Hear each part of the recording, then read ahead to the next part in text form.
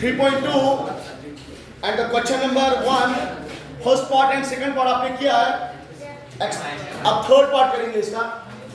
The third part is question number 1 का third part exercise 3.2। The part is like that 3x minus y is equal to 3, 9x minus 3y is equal to 9। अगर इसको solve करेंगे तो we have to find out the value of x and y by using which method? By using substitution method।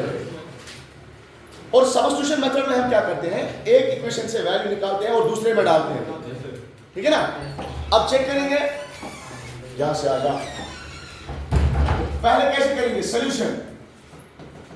Solution इसका नाम रखेंगे equation first, इसका नाम रखेंगे इक्वेशन।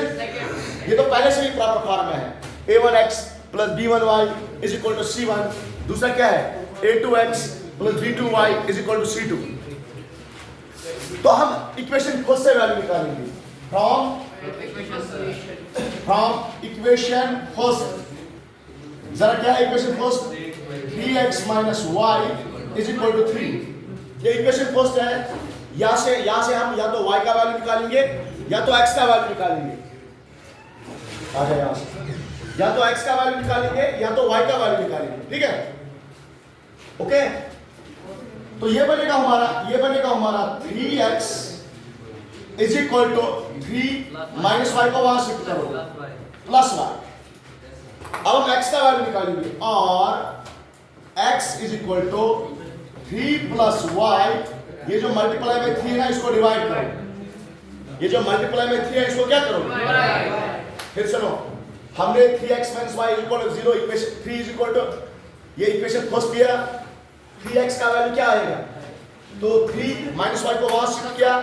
अब x का वैल्यू आएगा 3 plus y divided by 3। तो हमने x का वैल्यू निकाला इन टर्म्स ऑफ y। अब जो ये x का वैल्यू हमने निकाला इन टर्म्स ऑफ y, ये कहां से निकाला हमने, इक्वेशन फर्स्ट से। अब इसको कहां डालेंगे, इक्वेशन सेकंड में। तो लिखेंगे यहां use in equation second.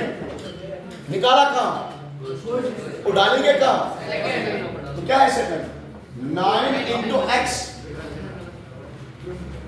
9 into x और x का वैल्यू क्या है, 3 plus y divided by 3, 3 plus y divided by 3 और माइनस क्या है 3y इज इक्वल टू क्या है, इज इक्वल टू 9 है अपना। अब देखो यहां क्या हो जाएगा, 3 1 are 3, 3 3 are 9। अब 3 को अंदर मल्टीप्लाई करो, 3 into 3 plus 3 into y minus is equal to, यहां क्या बनेगा, ये और ये 3y कट हो जाएगा, प्लस 3y माइनस 3y, तो क्या बचेगा 9 is equal to 9 which is true. 9 तो 9 के बराबर होता है, लेकिन हमें हमारा मकसद क्या था, to find the value of x and value of y। तो यहां से हमें y मिलना चाहिए था, लेकिन y तो नहीं मिला, बल्कि y यहां पे कैंसिल आउट हो गया। मतलब हमारे पास वेरिएबल रहा ही नहीं। जब हमारे पास वेरिएबल रहा ही नहीं तो हम वैल्यू कैसे फाइंड करेंगे। तो इसके लिए दो केस याद रखो। अगर कभी भी 9 is equal to 9, ये जरूरी नहीं 9 is equal to 9, 7 is equal to 7, 10 is equal to 10, 11 is equal to 11, तो आप समझ लेना इस इक्वेशन के इनफाइनाइट सॉल्यूशन है।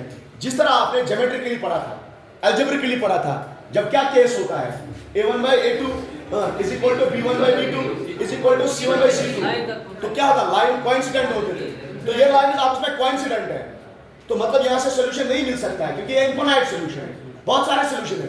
तो क्या लिखेंगे, therefore equations have infinite solution। तो यहाँ से इक्वेशन के कितने सॉल्यूशन होंगे, infinite solution, and we are not supposed to find the infinite solution। हमें infinite solution नहीं निकालने होते हैं, हमें सिर्फ निकालने होते हैं कौन से सॉल्यूशन, यूनिक सॉल्यूशन या वन सॉल्यूशन। और एक बार सर, और एक केस है।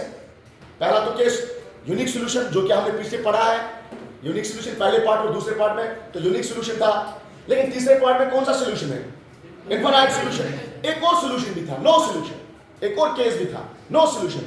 सर हमें कब पता चलेगा नो सॉल्यूशन है, जब आपको इस तरह निकलता, मान के ले चलते ये निकलता 9 is equal to 7, क्या 9 7 के बराबर है, या 3 is equal to 1, क्या ये बराबर है। जब ये केस निकलेगा ना तो समझ लेना नो सॉल्यूशन है।